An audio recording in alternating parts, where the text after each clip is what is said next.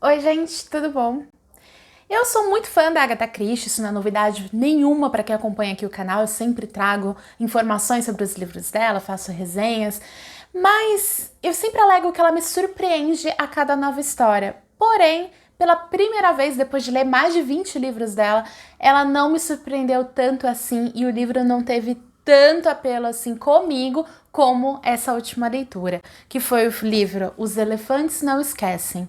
Esse livro foi o penúltimo livro lançado da autora, ela já estava debilitada, inclusive existem historiadores que falam que ela já tinha sintomas de Alzheimer e isso talvez teria refletido na história em si. Mas eu vou te falar que apesar de não ser a melhor obra dela, tá bem longe de ser a melhor obra dela, não é um livro ruim e eu vou comentar aqui um pouquinho o porquê que esse livro ele é tão odiado entre os fãs, porque que ele é o menos querido entre todos e porque que não foi uma leitura tão agradável assim como sempre é as leituras que eu faço da Agatha Christie. Então, se você ficou curioso para saber sobre essas questões, né, do livro, mas sem spoilers, eu não vou falar nada de final, nada assim de revelações. Aguenta aí que a gente vai conversar sobre isso nesse vídeo.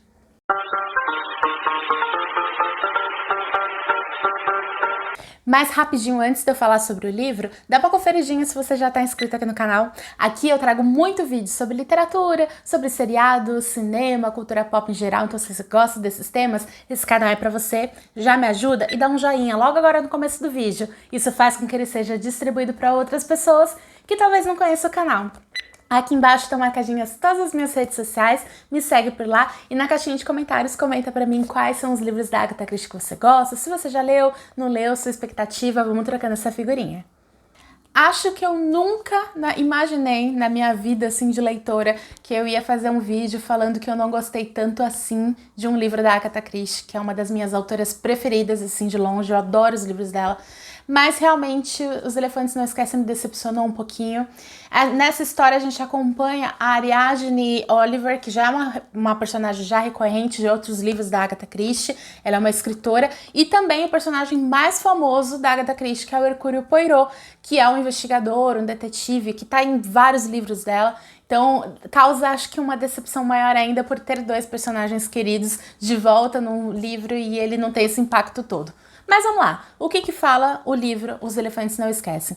A gente acompanha a senhora Oliver, né, que é a Ariadne, a escritora, ela vai num evento, ali na aristocracia ali britânica, e ela é abordada por uma senhora aparentemente muito rica, muito elegante, e a procura perguntando se ela é madrinha de uma pessoa X. E ela, como ela é uma pessoa super conhecida de muita gente, ela é muito querida, ela é madrinha de diversas pessoas. Só que acontece, quando os afilhados dela acabam alcançando uma certa idade, ela acaba perdendo um pouco o contato com eles. Então ela lembra, ela fala assim, sou a madrinha dela sim, mas faz um tempo que eu não converso com ela.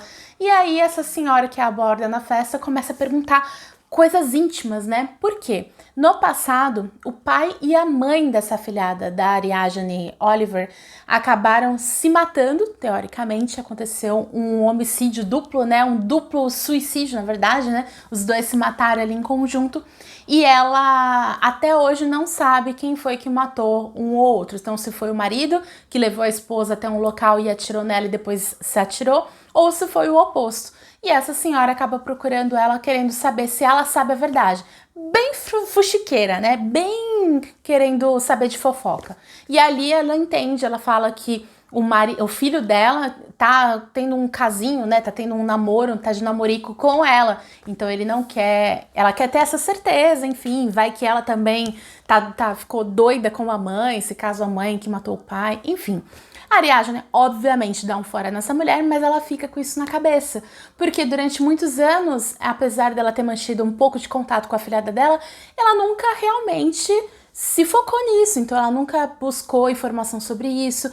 E esse caso aconteceu há mais de 12 anos atrás.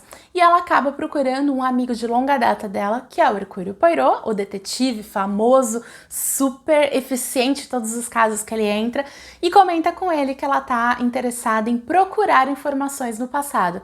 E aí é a primeira vez que ela usa um termo que é repetido muitas vezes ao longo do livro, que é Os Elefantes Não Esquecem, que por sinal é o nome do livro. Por quê? Ela fala que as pessoas, algumas delas, têm memórias muito boas, que são como as do elefante, porque o elefante não esquece. Então, como é um caso que aconteceu há muitos anos atrás, a intenção dela é abordar essas pessoas e ver o que elas lembram, porque elas seriam como elefantes, muitas delas, né? Então, algumas memórias que elas pudessem trazer para esse caso seria como um quebra-cabeça para ela solucionar essa dúvida, porque ela queria solucionar isso, né? Então, ela acaba procurando a afilhada dela tá em busca dessa verdade também há muitos anos, ela não entende o que aconteceu, porque de acordo com ela e com outras testemunhas que ela vai procurando ao longo do tempo, o casal era muito feliz, então não tinha por que um matar o outro, entende? Então toda aquela história não bate, mesmo mais de uma década depois. Então Hercule Poirot se interessa por isso e acaba que a senhora Oliver vai buscar por um lado e o Hercule Poirot por outro. Então a gente vai acompanhando essa investigação com duas frentes, tanto dele quanto dela.